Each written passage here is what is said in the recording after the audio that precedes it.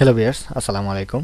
বন্ধুরা, আমি এখন যে বিষয়টি নিয়ে আলোচনা করব আপনাদের আজকের ক্লাসে মূলত মূল টপিকটাই হচ্ছে আমাদের অ্যাডোবি ইলাস্ট্রেটরের যে প্রিফারেন্স সেটিং রয়েছে, এই প্রিফারেন্স সেটিং নিয়ে আলোচনা করব। তো প্রিফারেন্স সেটিংয়ের যে মূল যে সেটিংগুলো রয়েছে কমন, সবগুলো বিষয় নিয়ে আলোচনা করা সম্ভব নয়। যে বিষয়গুলো সব থেকে বেশি ইম্পর্টেন্ট এবং সব সময় কাজে লাগবে সেই বিষয়গুলো নিয়েই আমি আজকে আলোচনা করার চেষ্টা করব। তো বন্ধুরা, প্রথমেই আমি যে বিষয়টি বলতে চাই সেটা হচ্ছে প্রথমে আপনাকে এডিট মেনুতে আসতে হবে। এডিট মেনু থেকে প্রিফারেন্স থেকে জেনারেল সেটিং। এখন বন্ধুরা, জেনারেল সেটিংয়ে আসার পরে আমাদের এখানে অনেকগুলো অপশন দেখতে পারবেন। তো আমি এখান থেকে অবশ্যই আমি আপনাদের যে মূল কাজগুলো, এই কাজগুলোই আমি আপনাদের দেখানোর চেষ্টা করব ইনশাল্লাহ। তো অবশ্যই ধৈর্য সহকারে শুরু থেকে শেষ পর্যন্ত ভিডিওটি দেখার অনুরোধ রইল। তো বন্ধুরা, জেনারেলে প্রথমে যে আমাদের কিবোর্ড এখানে যে একটি সাইজ রয়েছে, যেমন এইখান থেকে আমরা যদি 1 দিয়ে এখানে আমরা পিটি দেওয়ার পর আমরা এখান থেকে জাস্ট ওকে দেই। ওকে দেওয়ার পরে আমরা এখানে আসলে বিষয়টা কি হলো, এই বিষয়টা আমরা একটু দেখবো। ধরুন এখান থেকে আমি একটা রেক্টেঙ্গেল একটা শেপ নিলাম। শেপ নেওয়ার পর আমি এখান থেকে একটি কালার দিলাম। ধরেন আমরা এখান থেকে যে কোনো ধরনের একটি জেনারেল কালার আমি দেওয়ার চেষ্টা করি। যেমন ধরেন এই কালারটা আমরা দিলাম। দেওয়ার পরে আমরা এটাই একটু জুম করে নিয়ে আসি। হ্যাঁ, একটু জুম করে নিয়ে আসার পরে বন্ধুরা, আমি যদি একটু লেফট দিকে নিয়ে আসি, দেখেন 1 পিক্সেল করে সরছে। ঠিক আছে, 1 পিক্সেল করে সরছে। তো এখন যদি আবার শর্টকাট কমান্ডে কন্ট্রোল কে প্রেস করি, তাহলে কিন্তু আবার এটা আমাদের চলে আসবে। তো এখন যদি আমরা ক্লিক করি যে এখানে আমাদের 1 ইঞ্চি অনুযায়ী আসবে, 1 ইঞ্চি দিয়ে আমরা ওকে দিলাম। ওকে দেওয়ার পরে এখন দেখেন রাইট দিকে যদি আমি একটা প্রেস করি, দেখেন কতটুকু দূরত্ব নিয়ে চলে যাচ্ছে। ঠিক আছে, অনেক দূরত্ব নিয়ে চলে যাচ্ছে, মানে 1 ইঞ্চি সমান দূরত্ব নিয়ে চলে যাচ্ছে। তো এটা ছিল এই অপশনটা। আবার যদি আমরা এখান থেকে কি করি, যেমন ধরেন এই নিচের দিকে যে অপশনটি রয়েছে, যেমন আমরা এটাকে কি করে দিলাম, ধরেন আমরা 1 পিটি করে দিই। এখানে আমরা 1 পিটি করে দিলাম। এখন এইখানে বারবার কিন্তু চেঞ্জ হয়ে যাচ্ছে। আমি যদি পিটি দেই এবং ইঞ্চি দেই, বারবার চেঞ্জ হয়ে যাচ্ছে। এটা মূলত কারণটা কি, এটা ইউনিটটা চেঞ্জ হয়ে যায়, মিলিমিটার হয়ে আছে। ঠিক আছে, এটা আমরা জেনারেলি ভাবে এটা যদি পয়েন্ট করে দেই তাহলে আর এটা চেঞ্জ হবে না, সাধারণত এটা চেঞ্জ হবে না। এখান থেকে আমরা 1 পিটি দিলাম এবং এখান থেকে 10 পিটি দিলাম। আমরা 10 পিটি দিয়ে আবার এইখান থেকে আমরা কন্টেন্ট অ্যাঙ্গেল দিলাম আমরা ধরেন 30 অ্যাঙ্গেল দিলাম। 30 অ্যাঙ্গেল দেওয়ার পরে আমরা ওকে দিলাম। এখন বন্ধুরা, আমি যদি লেফট দিকে নেই, দেখেন একটু উপরের দিকে উঠতেছে, মানে 1 অ্যাঙ্গেলে 30 ডিগ্রি অ্যাঙ্গেলে আপনার উপর দিকে উঠতেছে। আবার যদি নিচ দিকে আসি, তাহলে নিচ দিকেও ঠিক সেম তদ্রূপ ওই অ্যাঙ্গেলে যাচ্ছে। এখন আর এইভাবে যাচ্ছে না, আপনার একদম সোজাসুজি আপনি যাচ্ছে না। তো এটা যদি আবার ঠিক করতে চান, তাহলে আবার আমাদের প্রিফারেন্স সেটিং এ যেতে হবে। যার পরে এটা অবশ্যই আমরা 0 করে দেব। এটা বিভিন্ন কাজের ক্ষেত্রে আপনাকে ব্যবহার করার প্রয়োজন পড়তে পারে, তো সেহেতু আমি আপনাদের দেখানোর চেষ্টা করলাম। এরপর যে বিষয়টি রয়েছে কর্নার রেডিয়াস মূলত কি, যেমন ধরেন আপনার এখানে 12 পিটিএ রয়েছে, আমাদের 12 পিটি রয়েছে। আমরা একটা রাউন্ডেড রেক্টেঙ্গেল যে বিষয়টা আছে এটা আমরা নেওয়ার পর এখানে যেমন আমরা একটা রেক্টেঙ্গেল নিলাম, তাহলে দেখেন এইখানে যে পরিমাণ রাউন্ড হয়েছে এটা হচ্ছে 12 পিটি। এখন আমরা যদি চাই 12 পিটি থেকে অধিক নিতে, যেমন 20 পিটি দিলাম। 20 পিটি দিয়ে আমরা জাস্ট ওকে দেই। এখানে রাউন্ডেড রেক্টেঙ্গেল টুলটা নিয়ে পর আবার যদি আমরা ক্লিক করি, দেখেন এটার থেকে এটা কিন্তু বেশি। হ্যাঁ, এটা 12, এটা হচ্ছে 20, মানে 8 বেশি। এখানে আমরা কিছুটা হলেও বুঝতে পারতাছি, এখানে আমাদের একটু রাউন্ডটা বেশি হয়ে গেছে। তো আপনারা চাইলে ঠিক সেম এখান থেকে এই রাউন্ডেড কর্নারটা আপনারা বাড়াতে পারেন। তো ডিফল্ট অবস্থায় সাধারণত এখানে 12 থাকে। তো এখন বিষয়টা হচ্ছে এইখানে নিচের দিকে আমরা কিছুটা আসি। এখান থেকে নিচের দিকে যদি আমরা এখানে একটা জিনিস শো টুল টিপস, এইটা যদি টিক মার্ক দেওয়া এবং না দেওয়ার মধ্যে পার্থক্যটা কি বন্ধুরা, যেমন দেখেন আমি যদি আপনাদের একটু দেখাই, যেমন টুলের ক্ষেত্রে আসলে দেখেন টুলের প্রত্যেকটা সাইডে আমার একটা করে নাম ভাসতেছে। এখন আমরা যদি চাই, এটা দরকার নাই, নামটা দরকার নাই, জাস্ট আমাদের টুল সিলেক্ট করব। আমরা এখান থেকে আনচেক করে দিয়ে আমরা এখান থেকে যদি আবার এখন যাই, দেখেন কোন টুলের ক্ষেত্রে আমাদের নাম শো করতেছে না। তো সেহেতু এটা অনেক ঝামেলা, তাহলে আমরা বুঝতে পারবো না যে এটা কোন টুল। যেহেতু আমরা বিগিনার হিসেবে যদি কেউ কাজ করে, তাহলে সেই ক্ষেত্রে তার জন্য এটা মোস্ট ইম্পর্টেন্ট।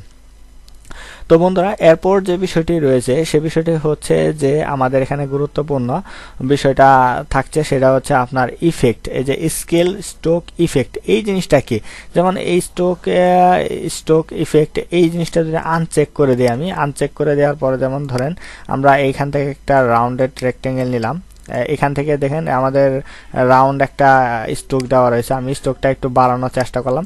এখন বাড়ানোর পরে আমরা যদি একটু এটা ছোট করি, দেখেন কি অবস্থা হয়, এটা অনেক বড় হয়ে গেছে। ঠিক আছে, স্ট্রোকটা অনেক বড় হয়ে গেছে, আমাদের স্ট্রোকটা অনেক বড় হয়ে গেছে, কিন্তু এটা রেশিওটা ঠিক নাই। আবার যদি বড় করি দেখেন আস্তে আস্তে কমবে, এটা অনেক একটু কমে যাবে। দেখেন এটা বড় করে ছোট হয়ে গেল। এই যে ইফেক্টটা ঠিক থাকতেছে না, ইফেক্টটা যদি ঠিক রাখতে চান তাহলে আপনাকে কি করতে হবে, এই স্ট্রোক ইফেক্টটা আপনাকে টিক মার্ক করে দিতে হবে। টিক মার্ক করে দিলে এই ঝামেলাটা আর করবে না। এখন আপনি যত ছোটই করেন না কেন এটা যা আছে তাই থাকবে, এটা যা আছে তাই থাকবে। দেখেন যা আছে তাই থাকবে, এর পুরুত্ব আপনার ঠিক থাকবে, এর পুরুত্বটা ঠিক থাকবে, এর পুরুত্ব কখনোই কমে না। বড় করলেও কোনো সমস্যা নেই, ছোট করলেও সমস্যা নেই, এটা যে সাইজ দিবেন সেই সাইজই থাকবে। অবশ্যই এটা গুরুত্বপূর্ণ একটি সেটিং ছিল। তারপর রয়েছে আপনার যে বিষয়টি, এখানে আমাদের মূলত আমাদের এখানে এই দু একটা সেটিংই ছিল, এবং পরবর্তী যে সেটিংটি রয়েছে সেই সেটিংটি যদি আমরা ইউনিটটা আমরা দেখলাম, অবশ্যই পয়েন্ট রাখার চেষ্টা করবেন। তারপরে হচ্ছে গাইড, এই গাইডটা হচ্ছে যে কালারটা, এই কালারটা আমাদের কি কাজে লাগে অথবা কিভাবে ব্যবহারটা হয় আমরা একটু দেখি। যেমন ধরেন এখানে আমাদের যদি একটা Ctrl+R প্রেস করে আমরা একটা রোলার নিয়ে আসি, রোলার নিয়ে আসার পরে দেখেন এখানে যদি আমরা একটা মাঝ বরাবর একটা গাইড দিতে চাই, দেখেন এখানে কিন্তু একটা গাইড হলো। দেখেন গাইডটা যখন সিলেক্ট করলাম বা আনসিলেক্ট, এটা সিলেক্ট হয় না, এই যে এটা হলো সিলেক্ট, আর বাইরে একটা যদি ক্লিক করি আনসিলেক্ট অবস্থায় কিন্তু একটা আমাদের এখানে গ্রে এর কালার ব্লু কালার দেখাচ্ছে। আবার যদি আমরা এখান থেকে যেমন ধরেন গাইডে আসার পরে এই কালারটা চেঞ্জ করে যদি রেড করে দেই আমরা ওকে দেই, এখানে ওকে দিয়ে, তাহলে দেখেন এটা কিন্তু রেড দেখাচ্ছে। ঠিক আছে, এটা জাস্ট একটু ফান আর কিছু না। এটা আপনার যদি চান এইভাবে রাখতে পারেন অথবা অন্য কালার আপনি দিতে পারেন, কোনো সমস্যা নেই। তো এইভাবে আপনারা এটা ব্যবহার করতে পারেন। এই যে এটা। এখন আরেকটা বিষয় হচ্ছে যে আমাদের যদি এখানে স্মার্ট গাইডটা যদি আমরা সিলেক্ট করি, যেমন এখানে স্মার্ট গাইডের যে কালারটা রয়েছে, যেমন দেখেন এখানে যখন আমরা সিলেক্ট করতেছি তখন আমাদের যদি কোনো সময় স্মার্ট গাইডের প্রয়োজন পড়ে, সেক্ষেত্রে স্মার্ট গাইডের কালারটাও কিন্তু আমাদের চেঞ্জ হবে বা চেঞ্জ হয় স্মার্ট গাইডের কালারটা। আমাদের বিভিন্ন ধরনের মার্জিনের ক্ষেত্রে এটা মূলত আমাদের প্রয়োজন পড়ে থাকে এই স্মার্ট গাইডটা। তো বন্ধুরা এরপর যে বিষয়টি রয়েছে সেটা হচ্ছে ইউজার ইন্টারফেসে আমরা বিভিন্ন ধরনের এখানে কালার চেঞ্জ করতে পারবো। অবশ্য ফটোশপের মতোই সেম এটা কাজ হয়ে থাকে। তো আমি এখান থেকে স্ট্যান্ডার্ড এটা রাখলাম, আর নিচে একটা অপশন রয়েছে হোয়াইট। এখন হোয়াইট যদি দেন তাহলে কিন্তু আপনার এটা উপরেটার সাথে নিচেটা একটা থাকবে, আপনার মিল হয়ে থাকবে। এটা যদি আপনি দেন তাহলে ওই ম্যাচিং থাকবে। আর যদি আপনার এই উপরে ম্যাচ ইন্টারফেস দেন তাহলে ওটার সাথে ম্যাচিং করে নিচেরটা আপনার কাজ করবে। যেমন এটার বিষয়টা হচ্ছে, যেমন ধরেন আমরা এটা যদি একটু ছোট করি, এটা ছোট করে আর্টবোর্ডটা ছোট করে আমরা একটু দেখি। যেমন ধরেন এখানে আমরা এখন যদি ইউজার ইন্টারফেসটা আমরা আসি, এটা হোয়াইট করে দিই, তাহলে দেখেন এই হোয়াইট বোর্ডের সাথে এই আশপাশেরটা ওটা হয়ে যাবে। এবং আমরা যদি ম্যাচ দিই তাহলে সফটওয়্যারের যে কালারটা থাকবে এই কালারের সাথে আর্টবোর্ডের বাকি অংশটা ম্যাচিং থাকবে। এটাই হচ্ছে মূলত এই বিষয়টা। তো এরপর পারফরমেন্স বা অন্যান্য বিষয়গুলো আমাদের আসলে এখানে তেমন একটা বেশি ইম্পর্টেন্ট বা দরকার পড়ে না। আরেকটা বিষয় হচ্ছে open document as a tab, এটা খুবই ইম্পর্টেন্ট, এটা গুরুত্বপূর্ণ। এই যে এটা টিক মার্ক দেওয়া থাকে, এটা ফটোশপে আমরা দেখানোর চেষ্টা করছি। যেমন ধরেন আমরা যখন এই একটা ডকুমেন্ট বা ক্রিয়েট করব তখন সাথে সাথে এটা ট্যাব আকার আসবে। আর এখন যে অবস্থাটা আছে সেটা হচ্ছে আপনাদের যে অপশনে আছে এই অপশনটা অবশ্যই আপনাদের এখন যে অপশনটি দেখতে পাচ্ছেন এটা হচ্ছে মূলত উইন্ডো আকারে আসছে। এখন আপনারা যদি আবার এটা আবার এখানে ধরে ড্র্যাগ করে ছেড়ে দেন তাহলে কিন্তু ট্যাব আকারে চলে আসলো। আবার এখানে নতুন ডকুমেন্ট যদি একটা ক্রিয়েট করেন তাহলে দেখেন এখানে কিন্তু আবার নতুন একটা ট্যাব তৈরি হলো। এই ট্যাবটা যদি আপনি না রাখতে চান তাহলে কি করবেন, এখান থেকে আপনি পারফরমেন্স এখানে আসেন, আমাদের ইউজার ইন্টারফেসে আসার পরে আপনারা যদি এই এই ডকুমেন্টটা উঠায় দেন, এটা যদি উঠানো হয় তাহলে কিন্তু আর এটা থাকবে না। এটা আপনার যখন একটা নতুন ডকুমেন্ট তৈরি করবেন তখন এটা ট্যাব আকারে চলে আসবে। দেখেন এটা এক্সট্রা কিন্তু ট্যাব আকারে চলে আসতেছে। এখন আবার আপনাকে এটা এই সাইড অনুযায়ী দিতে হলো। তো বন্ধুরা, আজকের টিউটোরিয়াল পর্বে আমাদের এই বিষয়গুলো ছিল, এবং আগামী যে টিউটোরিয়াল পর্বটি রয়েছে এই আগামী পর্বে আমরা আমাদের নতুন কোনো টপিক নিয়ে আলোচনা করব। আমাদের একে একে ধারাবাহিকভাবে আমাদের যে টুলসগুলো রয়েছে সেই টুলসগুলো নিয়ে আমরা আলোচনা করব ইনশাল্লাহ। তো সেই টুলসগুলোর ধারাবাহিক টিউটোরিয়ালগুলো যদি দেখতে চান তাহলে অবশ্যই আমার চ্যানেলটিকে সাবস্ক্রাইব করে রাখুন এবং পাশে থাকা বেল আইকনটি বাজিয়ে দিন। তো বন্ধুরা, আজকের টিউটোরিয়াল পর্বটি যদি আপনাদের কাছে ভালো লেগে থাকে তাহলে অবশ্যই আমাদের ভিডিওতে একটি লাইক কমেন্ট করতে ভুলবেন না।